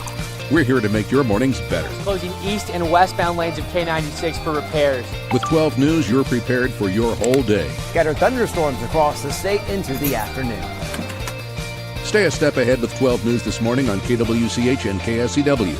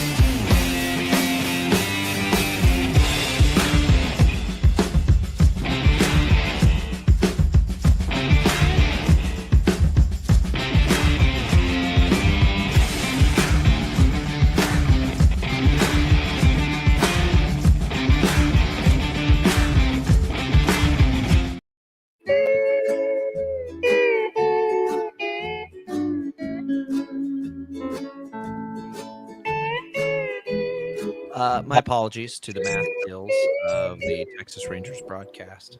The Royals do exactly what I just said, Tommy. Just go 42 wins the rest of the way. It's a 608 win percentage. So yeah, they need to win. They need to play 600 baseball the rest of the way. They do. Yeah. My apologies on my math skills. That's crazy. That's a big ask. That is a big, big ask. Now, I will also say, I don't know what the standings were in like last year, for instance. I don't know what the win totals were at this point. There are a lot of teams, it feels like more so, kind of in this middling 500 territory that are very much in the mix. But there is also logic to 3 of those teams are probably going to take off and separate from the pack. Maybe that's what it takes to do it, playing 600 baseball the rest of the way. It's a big ask. It's a big ask. But we'll see if they can do it. A win against the Pirates tonight would be nice. All right, let's talk some football with Shreyas Laddha in next segment to talk KU specifically with us, as he's kind of in travel mode. He's going to join us via phone. So those on the video stream, he'll be here. Tommy, I just like looking and reading and seeing the Big 12 all together and the return of Scott Frost and Rich Rodriguez. Did you even know Rich Rodriguez was back at West Virginia? I did. Yeah. I saw that. Sure I caught that. Yeah, I saw they hired him back. And I think, there are a lot of really intriguing storylines in the Big 12 coming into media days. I think that's one of the main ones is what does the return of Rich Rodriguez look like to West Virginia? It's been a long time since he's been with the Mountaineers. And, so we'll see how that goes. The Scott Frost story. Did you catch any of the controversy with him at media day yesterday? I thought that I tried to see some controversy when he said it was a bad decision to go to Nebraska. Was that the controversy? Yeah, It was a bad decision to go to Nebraska. Somebody asked him what lesson he learned from his time in Nebraska, and he said, "Don't take the wrong job." And that he apparently, and he might be revisionist in all of this, but he's saying now he didn't really ever want to go to Nebraska, but he felt an obligation to help his alma mater. And so he left UCF to go and do that. And that was the wrong decision. And because he knew Nebraska wasn't in a position to do it. Right. I don't have a problem with that. I think it's probably true. I mean, look, you got to remember what he had there, what he was doing at UCF. I mean, they were in the mix. Like they were Cincinnati before Cincinnati's run. They were very much there. I'm intrigued by him being back there. Like that dude didn't just all of a sudden forget how to coach when he got to Nebraska. That was too much to ask. I don't know. I think Nebraska has their right guy now, but it's still going to be a big ask. But I'll also say, if Michigan can thrive in the environment, so can Nebraska, right? There's no reason Michigan can thrive like they have and Nebraska not. Nebraska still will have the resources and everything else to go be highly successful. They just have to find the right guy. It wasn't Scott Frost. And it was a big ask of Scott Frost to translate from UCF to Nebraska with all the, he's going to save the program because he's this guy that was our quarterback. And I think he's right. Like that's often a recipe for disaster. No, probably the smart move is to go get a guy like Matt Rule, who's been really successful in college, who we kind of forgot about, he's pretty good at what he does. And he just his floor is really high. Yeah, I think he will improve UCF. We'll put it that way. I think they'll be better because he's there. I don't know if I feel that way about Rich Rodriguez at West Virginia. But the bottom line is, when you look across the league, in Arizona State, I read, brings back more starters than any team in Power 4 now. They return the most of any team in Power 4. Well, when your quarterback is one of them, and you're coming off a Big 12 championship, that would mean they're probably the prohibitive favorite. We don't have a poll this year, so we don't really know. I can look up betting odds to win the Big 12. We'll do that real quick. But look, it's going to be an even league. Arizona State is probably the leader in the clubhouse. Do you agree with that? No, I do agree with that. I do think that it's a little bit different of a position that they're in this year because they are not the hunter. They're going to be the hunted. Like they burst onto the scene a season ago and got national attention for what they were doing in the Big 12 and all of that. They made the CFP and, et cetera, et cetera. Though there's now expectations on their shoulders to do that again this year, and they're not going to catch anybody off guard. And so it is a little bit of a different situation. Not a lot of people knew Sam Leavitt a year ago. They know Sam Leavitt now. And so what does that look like going into this season? That's another one of the big storylines, I think. So if we agree that they should be the favorite, let me ask you this. Will Arizona State win the Big 12 this year? I'm going to say no. They'll be in I'll the also hunt. say no. They'll be in the hunt. I think they'll be top 3, but I don't think that they'll win the Big 12. I agree. So here are the odds. Arizona State is 6-1. Kansas State 6-1. Baylor 6-1. Texas Tech 6-1. Utah 6-1. There are 5 teams with the same betting odds to win the Big 12. Let that sink in for a second. Kansas and TCU are next at 12-1. Iowa State 14-1. And then it gets longer from there. I wouldn't say that I love Colorado, by the way, is 18-1 if that intrigues you. I don't think with BYU not having their quarterback, most likely, I don't think any of the long odds teams would be anything I'd be interested in. But 5 teams with the same odds to win the league, 5, that's wild. Which brings us to K-State. K-State has the same odds. I think Texas Tech is the real dark horse here, by the way.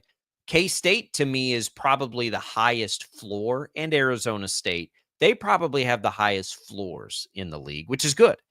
It also feels like this is where we go back to, by the way, all the conversations about how the playoff seeding works and the desire not to have it the way the SEC wants it, which is to guarantee 2 teams for every league. This is the reason why I think that would be a wonderful development for the Big 12.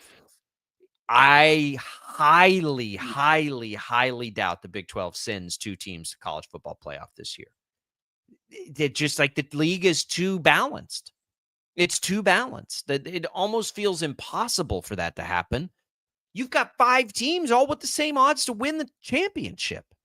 I think Texas Tech is the real deal. I know you mentioned them as the dark horse. I think that if I had to pick a team other than Arizona State to win the Big 12, I'd probably pick Texas Tech. I think Joey McGuire is a phenomenal coach, and just what he's already started to build down in Lubbock. Their transfer classes, transfer classes loaded. They had that big NIL signing a couple of weeks ago, the guaranteed money, like all of that. I think that they're the real deal for sure. And then you mentioned Kansas State. I think that what's going to be, and I know we'll have so much more to talk about with this as the weeks go on, but one thing to really keep an eye on is the next step in the development of Avery Johnson. We've seen the explosiveness that he has. We've seen how he can make these incredible plays and lead the offense and be the full-time starter. But we also saw some backbreaking mistakes from him a season ago. And so now that he's a year older in this program, I think the next step in that development is, can he clean up those mistakes? And if he can, then Kansas State, is going to be absolutely dangerous. They are I would be very comfortable picking Kansas State as much as any other team. So I'm not comfortable saying Kansas State's going to win the Big 12, but I'm as comfortable saying Kansas State's going to win the Big 12 as any other team. And I think that's good. I think that's a good place to be for K-State. They've got 2 preseason all Big 12 players that are not Avery Johnson, which is fine. I think their defense has a chance to lead the way this year. I love the way that they have just kind of subtly built things around Avery Johnson.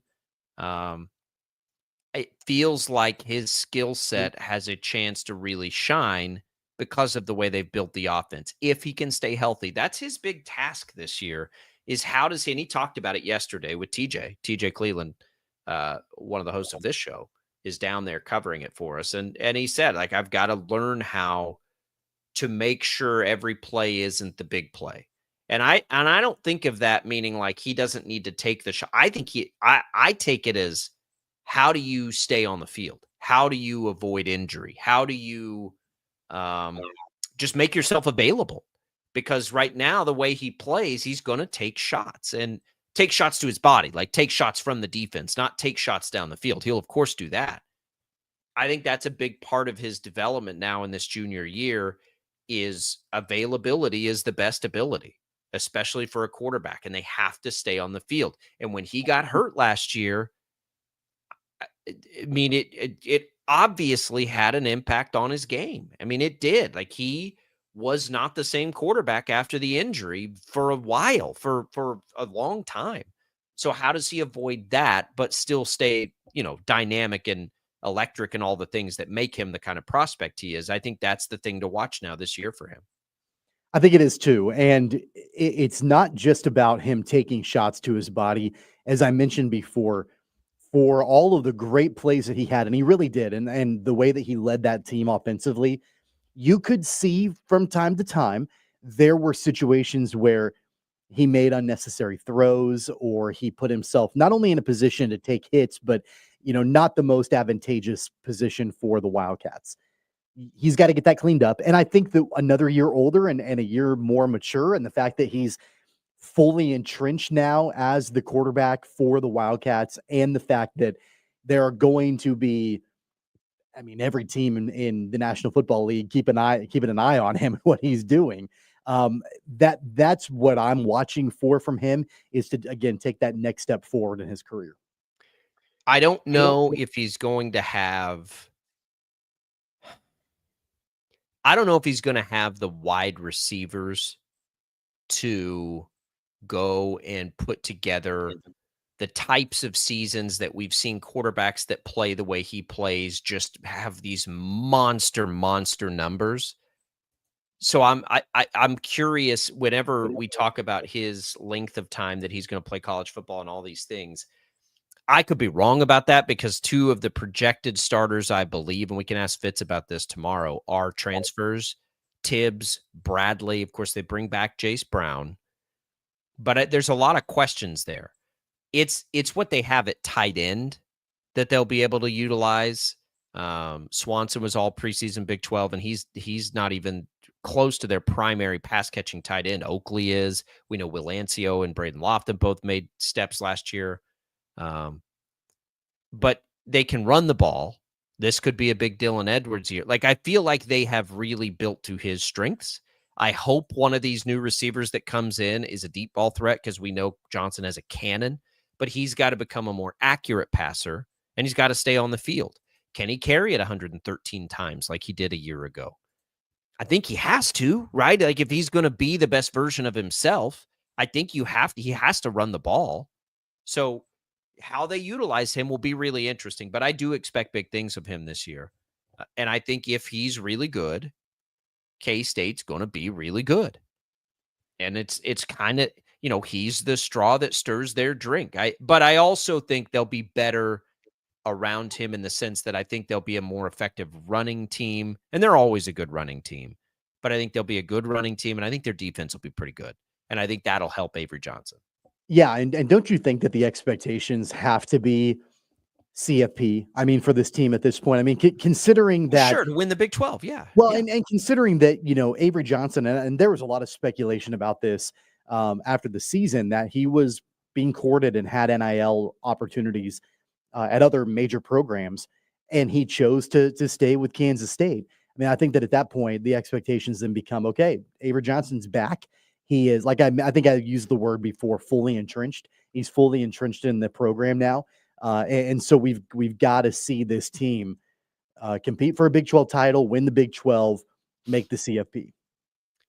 I agree. I don't know. He's going to be a fascinating case study after this season, and I hope that we have this discussion, because it'll mean he had a great year. The decision that he will have in front of him, assuming all goes well, to come back potentially, to go to the NFL, and probably a best case scenario for K-State this year, or to go find the opportunity that best positions him to be in the NFL, which perhaps could be a transfer to an area where they're just loaded with offensive skill makers, a la Will Howard. That's going to be a really interesting case study, because now I think after this year, it won't be as back up the Brinks trucky in college sports. We're going to have salary caps. We're going to have NIL restrictions, at least for that first year, until they have time to get challenged in court. So what happens with a guy like Gabe? He'll be the poster boy for this, right? And he may love K-State, and I think he does, where he just sticks around and it's fine. But what opportunities will be different next offseason from a big picture for guys like him? It's going to be a really interesting thing to see. Again, best case scenario, he has a fantastic junior year, and I know K-State fans don't want to hear this, but your best case scenario is K-State wins a Big 12 championship, Avery Johnson is awesome, and he's on to the NFL. That is the best case scenario for the Wildcats. And to your point, Kenny Dillingham, the head coach at Arizona State, his quote at Media Day yesterday was, "Recruiting is dead, retention is alive." And so he doesn't care. In fact, he even said, "I don't care if we're ranked dead last in recruiting my entire career here. It's about keeping the players." I mean, that's his point now in today's transfer portal world is, look, it's not about that we have the best recruiting class. That doesn't really matter much anymore. It's about keeping the players that we've got. I agree with that because you've had them and they have a leg up on new guys coming in. But the transfer portal is still very important, as we'll talk to Shreyas Laddha about in the next segment. The transfer portal is still very important. It's a useful tool when you can't retain everybody. KU retained a quarterback too, one that nobody's talking about. There was a former preseason Big 12 Player of the Year. Now in his 12th year of college football, it feels like there's some, and I think that's the reason, by the way, that you see odds all over the map. There's not a conference in America that's returning more at quarterback collectively than the Big 12 is this year. Look around the league and think about if Retzlaff didn't get in trouble. Like if Retzlaff didn't get in trouble, you'd have him, you'd have Daniels, you'd have Johnson, you'd have Levitt at Arizona State. Like they're everywhere. These returning quarterbacks are all over the league. The problem for the Big 12, and why, again, I would say you should be happy to have a guaranteed 2 teams, it does feel like a year. Do you think anybody's coming out of the Big 12 championship game with fewer than 3 losses? I think that there's a chance. I think that we could see a Big 12 champion with 2 losses. I don't think you're going to see anything fewer than that. I think it's going to be. I'll give you that. 10-2. One team can do it. Yeah. Do you think 2 teams can do it? If there then are 2 teams. Then 2 teams aren't getting in the CFP. If there are 2 teams that are at the very top, like, they're playing for a Big 12 championship, you're going to have 2 3-loss teams. Right. And then you're not going to get 2 teams into the CFP. And I think that's going to happen a lot in the Big 12 because there aren't those like 2 or 3 juggernauts anymore without Texas and Oklahoma who just have more than everybody else. That's what you have. I mean, say what you want. That's what you have in the Big 10 and to a lesser degree the SEC, but even to the ACC with Clemson and Florida State. Like the other leagues all have a clear divider from the top to the bottom. The Big 12 does not have a divider from the top to the bottom. Like it does not have it. And if you look at those betting odds right now with Arizona at 50-1 and Oklahoma State at 50-1, you don't think those teams could turn around in a year or 2 and be right at the top? You're crazy. Of course they could. That's what I love about the Big 12, which is why I'd like 2 guaranteed teams in, because I think that'll help them most years. Whatever. That's a conversation for a different day. But that's sort of the K-State vibe. It kind of is all about Avery Johnson right now, whether we want it to be or not, whether they want it to be or not, it is. Let's talk KU next. Our KU Insider Shreyas Laddha hops in when we return.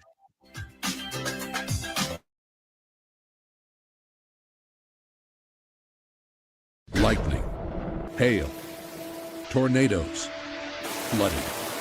It's the worst of severe weather, and it's coming. Spring brings warmer temperatures, but also dangerous weather conditions. Stay up to date day or night with the Storm Team 12 weather app. You'll get accurate forecasts, so you can plan ahead and stay safe, no matter the weather.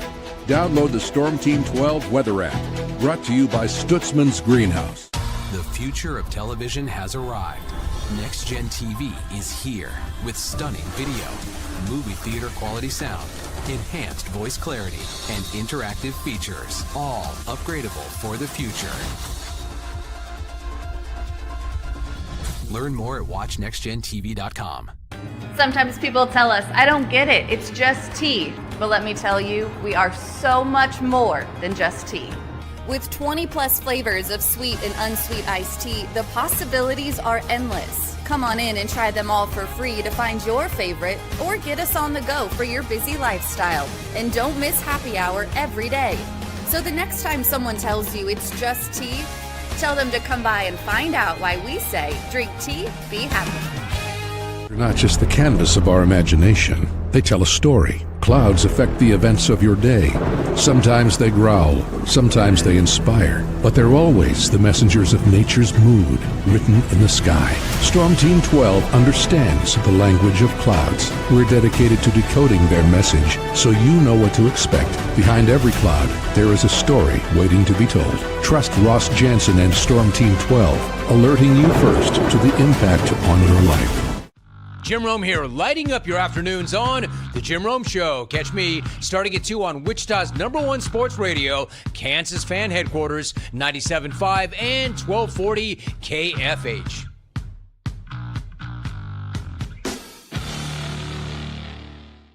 What is GMFB overtime? It's Peter, Jamie, Kyle, and Akbar breaking down the NFL 5 days a week. It's okay to be excited. It's this, that, and a whole lot of It's football for everyone.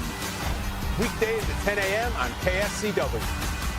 Odyssey is one of the most influential audio and entertainment brands in the nation. You already know Odyssey's iconic local radio brands in Wichita. But did you know Odyssey has the country's best collection of music, news, and sports brands? Odyssey is also a premium podcast creator, major event producer, and digital innovator. Odyssey brings people together across the country and right here in Wichita. Odyssey also delivers meaningful radio and digital audio results. Find out our story and impact at odysseyinc.com/Wichita. Make yourself known now. 83101 in traffic pursuit. Oh my God, here. Investigate TV Plus begins with real people. We investigate stories that impact you. And inspire change every day. Something is broken. Real problems. Why are they hiding it? And real solutions. My daughter was dying in front of me. What was your reaction when he said that? Investigate TV Plus, weekdays at 3:30 p.m. on KWCH. Sometimes people tell us, I don't get it, it's just tea. But let me tell you, we are so much more than just tea. With 20 plus flavors of sweet and unsweet iced tea, the possibilities are endless. Come on in and try them all for free to find your favorite or get us on the go for your busy lifestyle. And don't miss happy hour every day. So the next time someone tells you it's just tea, tell them to come by and find out why we say drink tea, be happy.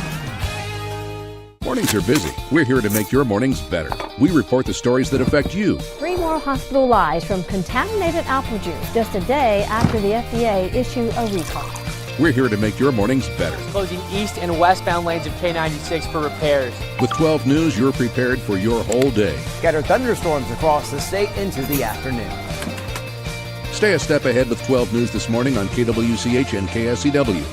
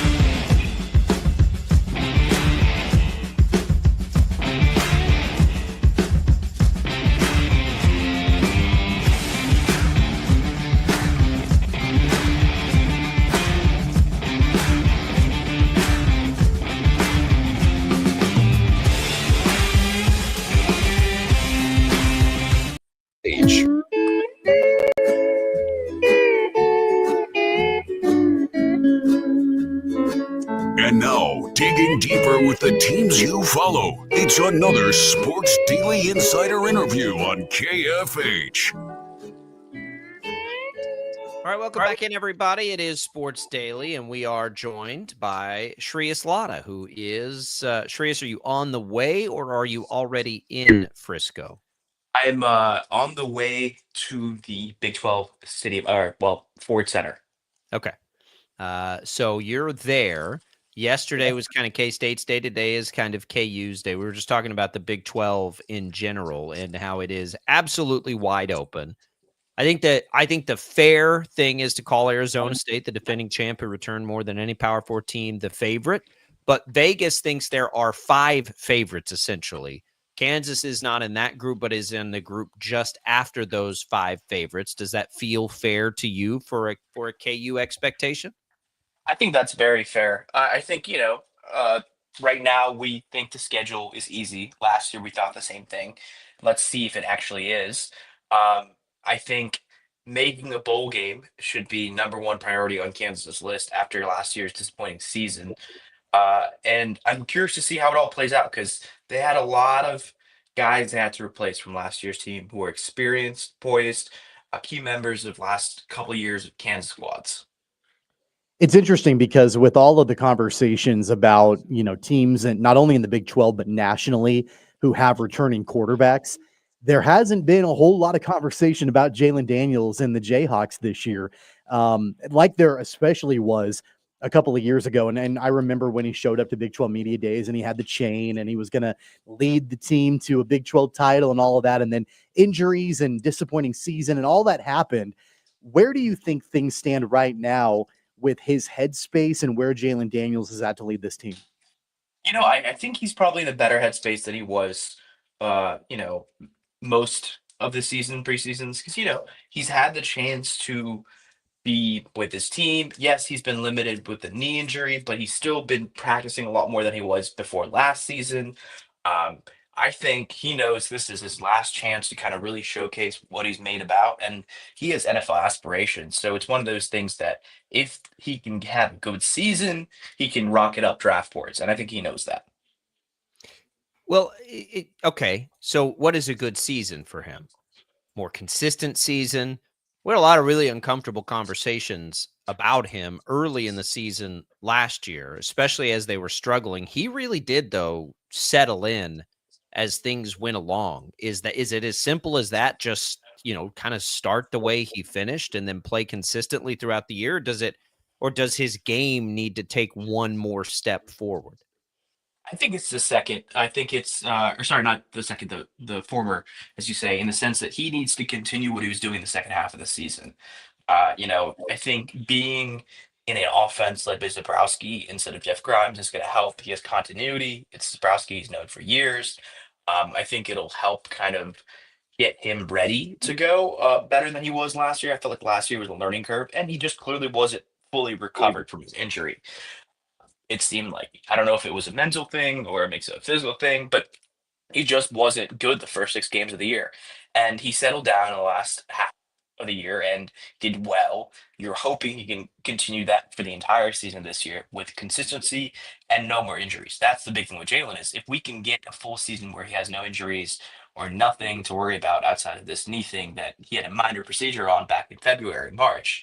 I think that's huge, and it's going to go a long way towards Kansas's aspirations for a bowl game and beyond.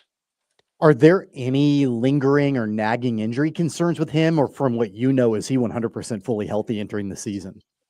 I think he's as healthy as he can help. Last time Lance talked about it was, I think, in June, saying he's progressing really well. He's working out with the receivers.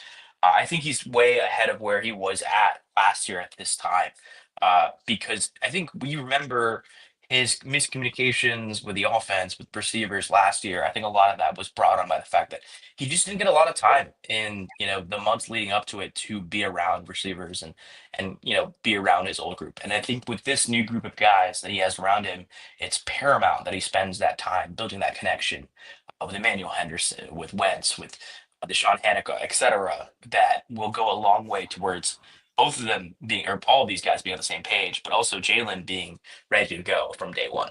Yeah, I mean they're pretty much like it wouldn't. You can make a case that his top, what would it be? His top 5 pass catchers are essentially new to the starting rotation, basically.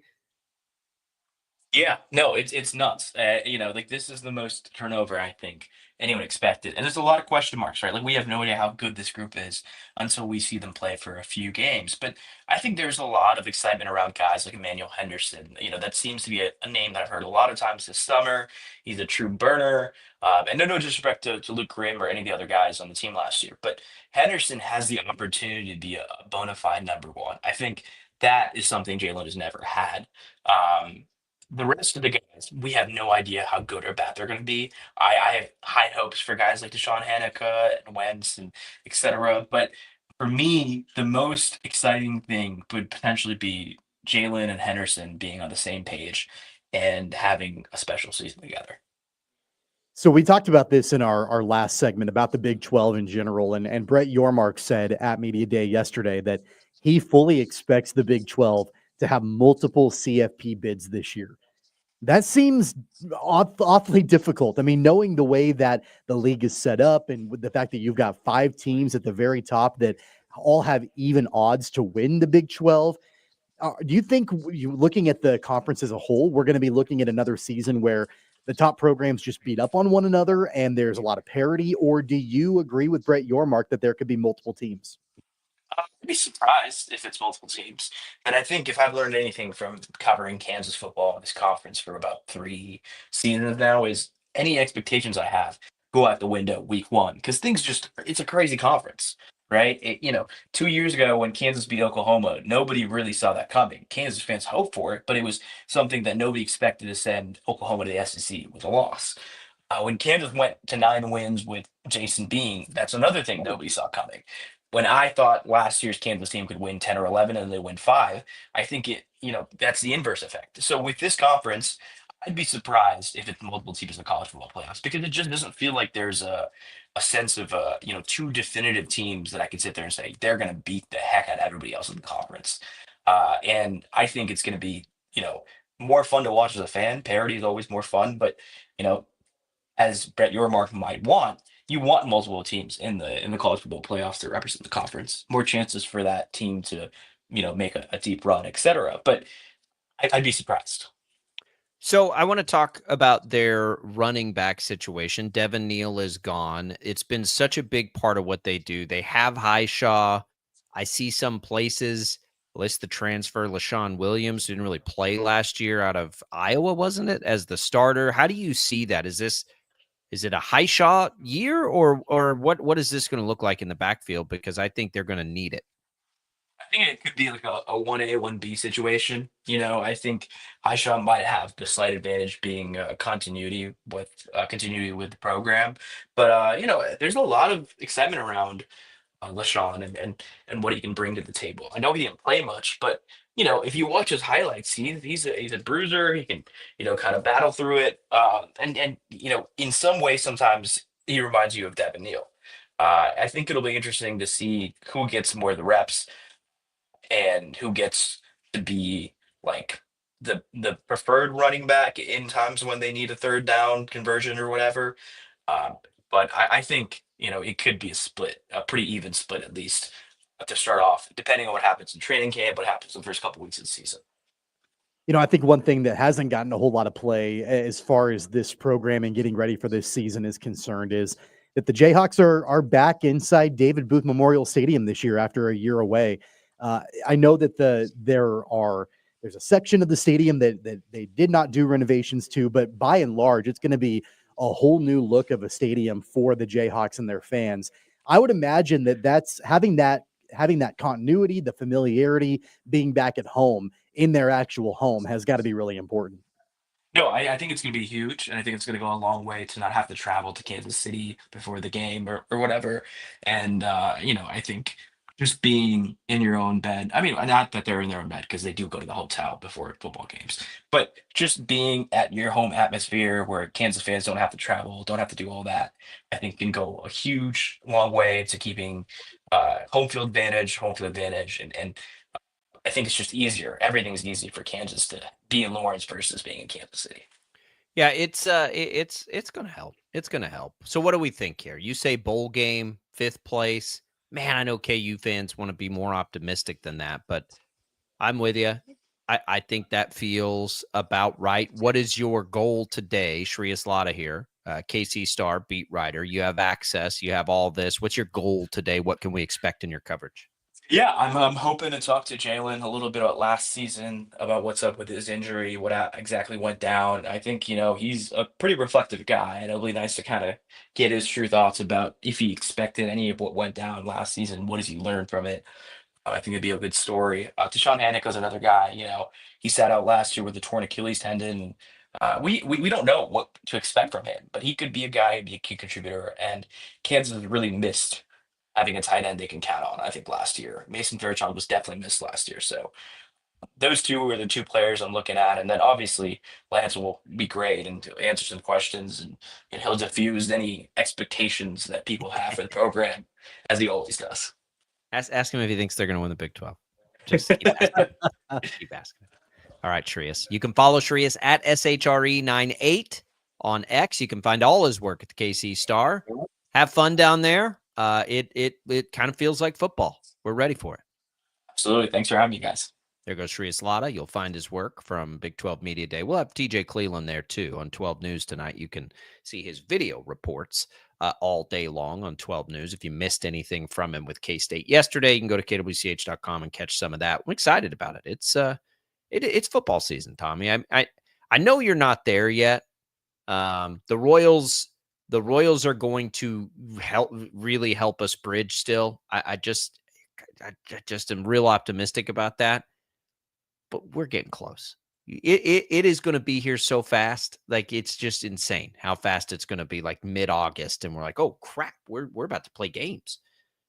For me, I think isn't your timeline like 4th of July? Once you pass 4th of July. 4th of July is when I'll officially start studying up for fantasy football. Mine is usually after the All-Star break. Like, I'm a little bit behind you. I've got, I got to get to next week. And it's when basically everything shuts down and there's no major sports. Then I start looking at football and looking ahead to that. Yeah. We're ready for it either way. We'll come back. We'll have more Sports Daily. Don't go away. It's a Hawaiian Shirt Wednesday, everybody. Get excited.